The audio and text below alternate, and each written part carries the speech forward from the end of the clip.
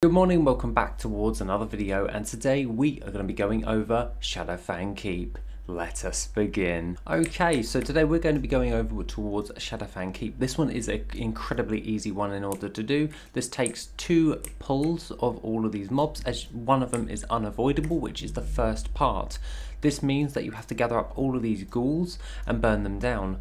If you just jump down and kill the boss, it will actually despawn these ghouls and you will lose the ability to gain any additional loot when you're actually doing this, and you'll have to suffer the RP without any loot. And to be quite honest, a chance of getting some of these items that you actually get from this is kind of worth it, so it's always worth taking out those ghouls first, then take out the boss in order to do the RP events. The only laborious part of this is literally waiting for the dialogue to come about and just let me through. There was a little trick you could do with a demon hunter where at the beginning you could just skip over this and continue a farm. However, I'm not actually that good at wall hacking, so I can't do I wouldn't suggest doing that unless you're incredibly well versed. I remember Archvelder doing a video on it quite a while ago, like a few years ago actually. However, this is probably the standard way that we're going to be doing this right now for the most general sense.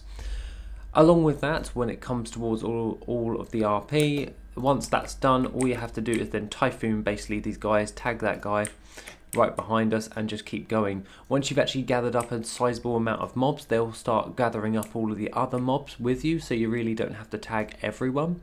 You just have to bear in mind with that.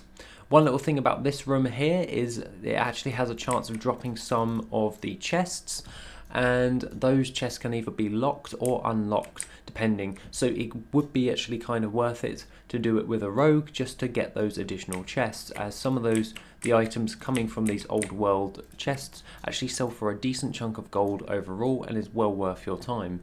However, there is another rare that actually comes along here, just along this part of the actual dungeon, and they can actually drop some additional loot alongside that, which is a couple of them are BOE blues that come along with that, and you can add that to your auction house as well to increase your gold value, so always stay aware.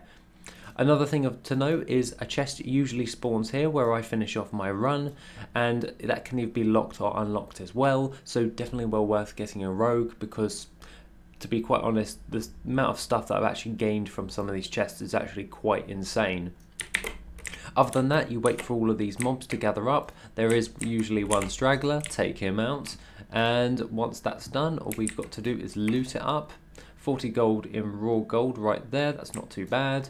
And then once that's all done, all we have to do is jump over the wall, jump down, and jump out of the instance. Once that's all said and done, we managed to complete that within around about 2 minutes 40 seconds, so on average around about 24 to 30 minutes to complete all 10 runs. And along with that, if we jump over towards Transmog, we can have a look at the Shadowfang, which is our keynote item for this dungeon, and it takes ages to actually farm up. It is currently going on my server for around about 324,000 gold. The other different types of BOE blues which you are most likely to get are the Guillotine Axe, 6,221 gold. The Witching Staff, around about 39,000 gold. That one is pretty good. The Face Smasher, which I've currently sold one of those. I've sold it for a lot less. Oh my days. I sold it for £1,000. It's going for 9,898 gold at the moment. The Night Reaver, which is 8,221 gold, and the Black Malice. Black Malice is the most common of all of the items that you're going to mainly get out of my entire runs. I remember I was going to try and do 1,000 runs of this and then gave up after like 600 runs because it was just ridiculous and I was incredibly bored. That's going for about 2,195 gold. All in all, Shadowfang is a great farming location, especially for old world materials, recipes, and also these transmog. This is what we're going for. We're going for the transmog, and the overall sell rate is at 0.02, which is still pretty good in the realm of transmog as our baseline average for all of these items that you gather up. Other than that, that's pretty much everything I have to say for this gold farm for today. If you want any other additional gold making resources or video content, then please feel free to go over towards the Patreon. Other than that, have an awesome rest of the day, and I shall see you in the next video, which will be soon.